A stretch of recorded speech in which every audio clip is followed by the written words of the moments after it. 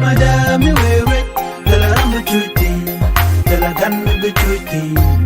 tala meti bulonti أنا مالك إني أم كناس ديالتين لينك تونين تناس كنور أونلاين تي في كيجان قاسم مي جرام جديد كجان شانل ما غورن وجن دير سبسكرايب كي دير جنوا كناسن كوكين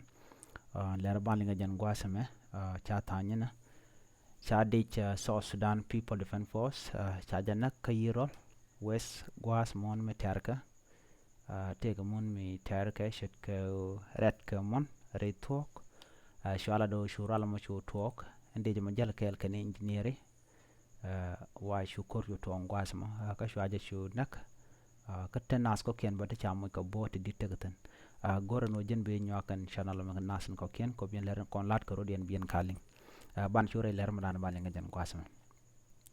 shala no en de South Sudan People Defense Force shanak ka shaje wi dang jok mo ka bot gwasan to kor mountain kor mona na me gwat mi chicken ga gwach ka shwa na to shwa mo ka bot shala de no yen ke lo kan tam no gwas mon re talk ka yirol West County ka Lagos State gwat dan de dob de lat ka je ke de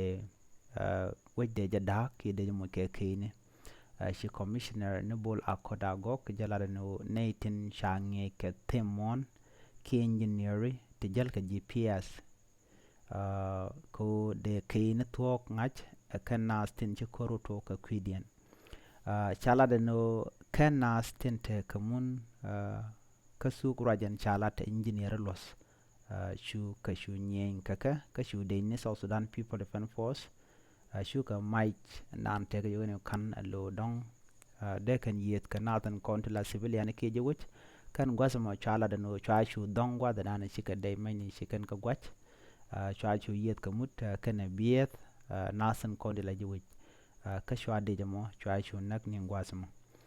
chala da no an marka da mo ke suka mo chala da no baret ka paikel ron kin dara wi de jandang raw wi dong wan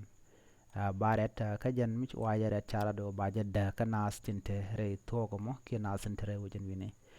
chala de no ba nang no kumaten ke de ne South Sudan People Defense Force ko telarami butuk de lep she dere man lat ke kuma dere jalok na me kormon re wika South Sudan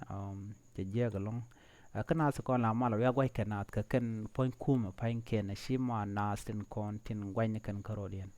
ko kuma dong ba dorba ka ko bom ka teka match ke teka ngante mot aji kan bu gor ruob dan dong de kan community de kan convince ka je ke de kan lo ka ja ka dob danen de ka mon mo de kan real ka ja la wona kan ke force ke ka bom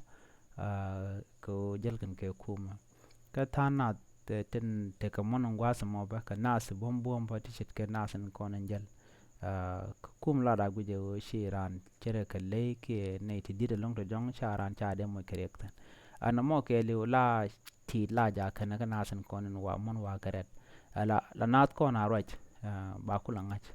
ba kanyo dobon go ko de we de jeret shio teram ba kam ko mala local community mu bu mun bi kan tet ka dien wi ja kamrada dien la ja nyu da mo corruption ke shinyo ne je dobon go nan deri mun de je da ka ja na mo akel mi jek ka kuma ka ta danen nang naru den kace kana ko ya mo ka bot ken naitin ko ya mo bot e de chamo mo ka bot ka jano shi de che yere che chubat ka mo dong chi yere che de bat ka je ko khimon mun la lat ke jega ko jen la na mala liuten jede te kana che te ka mun ko mi ngi jano mun ko de lo ngang no kor de tini ka mat ko dob dan ende we de rat ka je ki dob dan de je da kana ga je jan la lel ka na mo jan ko dan je to re wujin wini te de che South Sudan People Defense Force mo ci yede ci jen ka do mi changa jo de ye der jen ka je la dan de nga jan gwasa mi jiram jidit ka jen channel ma gore no jen bi ñu anas ko ken biata ka ma bye bye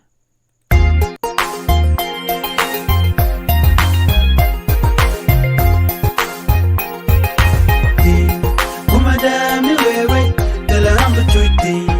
tala ganmi bichuti tala meti bulonti